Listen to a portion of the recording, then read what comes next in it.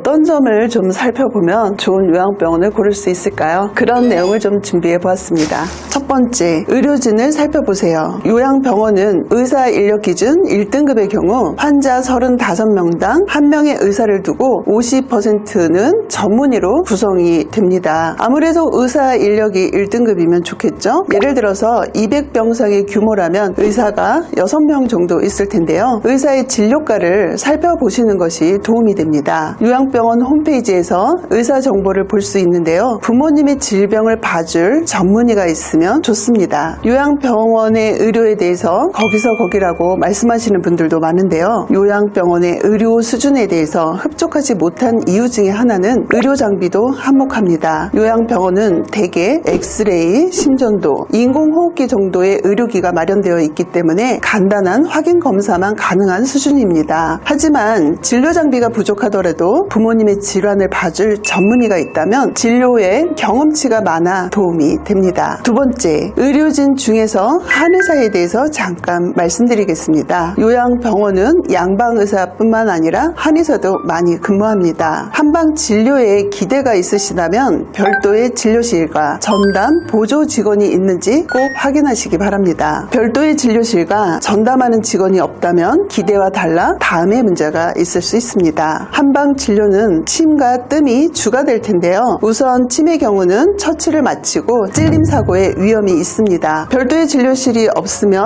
침 처치를 하고 간병사가 지켜보다가 제거하는 게 가장 안전하고 현실적인 방법인데요. 간병사가 여러 명의 환자를 돌보기 때문에 지켜보다 제거하는 것은 어렵습니다. 침을 다 제거하지 못하거나 분실하면 이불이나 옷에서 침이 나오기도 해서 찔릴 위험이 있습니다. 뜸의 경우도 별도의 진료실이 없다면 뜸 연기로 다른 환자가 불편하고 침구를 태울 위험도 있습니다. 그래서 별도의 진료실이 있는지 전담하는 직원이 있는지 확인하는 것은 중요합니다. 세 번째, 고관절 골절이나 뇌졸중, 후유증으로 재활이 필요한 경우 재활 전문 요양병원을 많이 찾으시죠. 재활 요양병원 선택 시에는 재활 전문이라는 것만 보시지 마시고 실속을 살펴보셔야 합니다. 재활치료사나 물리치료사를 충분히 채용하고 있는지, 재활실이 이용이 편리한지, 또 재활기기를 충분히 갖추고 있는지 살펴보시고 선택하시기 바랍니다. 그리고 상담에서는 재활치료는 주 몇 회, 치료 시간은 얼마나 되는지 알아보셔야 합니다. 비용만 비싸고 뭘 해주는지도 모르겠다, 효과가 없다, 이런 분들도 많으신데요. 치료의 효과는 부모님이 치료하고자 하는 의지나 협조도 중요하다는 거 잊지 않으셨으면 좋겠습니다. 네 번째, 암 환자의 경우입니다. 암 환자는 통증 관리가 필요한지가 중요합니다. 드물게는 통증이 없는 예도 있는데요. 이 경우는 요양원도 괜찮다고 봅니다. 통증이 수시로 있다면 당연히 암 전문 요양병원이나 요양병원에서 의사의 처치를 받아야 합니다. 그리고 암으로 회복이 어려운 경우에는 여명이 3개월 정도 남았다라고 의사가 진단하면 호스피스 병동에 예약하시기를 권합니다. 가장 편안하고 존엄한 임종을 할 수 있기 때문입니다. 저도 요양원에 근무하면서 호스피스를 추천했는데요. 보호자가 처음에는 요양원에서 임종하기를 원하는데 가라고 하시니까 서운해 하시더라고요. 그러다가 장례를 치르고 나서 왜 추천했는지 알겠다라고 인사를 하십니다. 호스피스의 경우 대상자뿐만 아니라 가족들까지 케어의 범위에 넣어서 사별에 대한 가족 케어까지 하고 있습니다. 참고로 간병비 부담은 있지만 호스피스 병동의 진료비는 부담스럽지 않습니다. 하지만 현재 호스피스 병동이 너무 적은데요. 이 점이 참 안타까운 현실입니다. 다섯 번째, 감염관리, 위생 상태를 확인하시기 바랍니다. 폐렴으로 입원했다가 다제 내성균 감염으로 퇴원이 늦어지는 사례를 여러분 중에도 경험이 많으실 겁니다. 그만큼 다제 내성균 감염은 병원 내에서 빈번히 있습니다. 감염에 취약한 노인이 입원하는 시설이니 감염관리, 위생관리 정도를 살펴보셔야 합니다. 최대한 이런 감염을 피하려면 침실이 너무 붙어있지 않은지, 특히 집중케어실 입원의 경우 병상에 너무 붙어있으면 호흡기 질환 감염이 우려됩니다. 그리고 환기가 잘 되고 있는지 병원을 방문했을 때 악취가 난다면 환기가 안 되는 거죠. 악취가 있는지 꼭 살펴보시기 바랍니다. 또 손위생이 쉬운지, 입원 시 코로나 검사 결과뿐만 아니라 다제 내성균 검사도 요구하고 있는지 살펴보시면 좋을 것 같습니다. 여섯 번째, 건강보험심사평가원에서 요양병원 인증 인증평가를 참고하시기 바랍니다. 요양병원도 4년마다 인증평가가 있습니다. 요양병원은 중풍, 치매, 고혈압 등 노인성 질환과 만성 질환자에 대한 의학적 치료 및 요양 서비스를 제공하는 의료기관으로 적절한 인력과 적절한 진료를 행하는지 평가를 하는 건데요. 숫자가 작을수록 좋은 의료기관입니다. 적절한 인력에 대한 정보도 알 수가 있는데요. 전문의가 전체 의사 중 50% 이상이고 환자 35명당 1명의 의사를 둔다면 의사 인력 기준으로 1등급 요양병원입니다. 그리고 환자 4.5명당 1명이면 간호인력 1등급 요양병원입니다. 건강보험심사평가원에 한번 들어가서 살펴보시기 바랍니다. 부모님을 요양병원에 모실 때 요양병원 제가 말씀드린 이러한 사항들을 다 살펴보고 모신다는 것은 쉽지가 않습니다. 또 건강보험심사평가원에 들어가서 요양병원 정보를 참고해서 요양병원을 두루 상담을 다녀봐도 마음에 쏙 드는 요양병원을 찾기란 쉽지가 않습니다. 하지만 어쩌겠어요. 부모님을 잘 모시려면 요양병원 선택이 중요합니다. 여러분들께서 발품을 팔고 많이 알아보시고 모시는 방법밖에 없습니다. 여러분들께서 요양병원을 선택하시는데 많은 도움이 되셨길 바랍니다. 궁금한 점이 있으시면 1577-5776으로 전화 주시기 바랍니다. 시청해주신 여러분 감사합니다.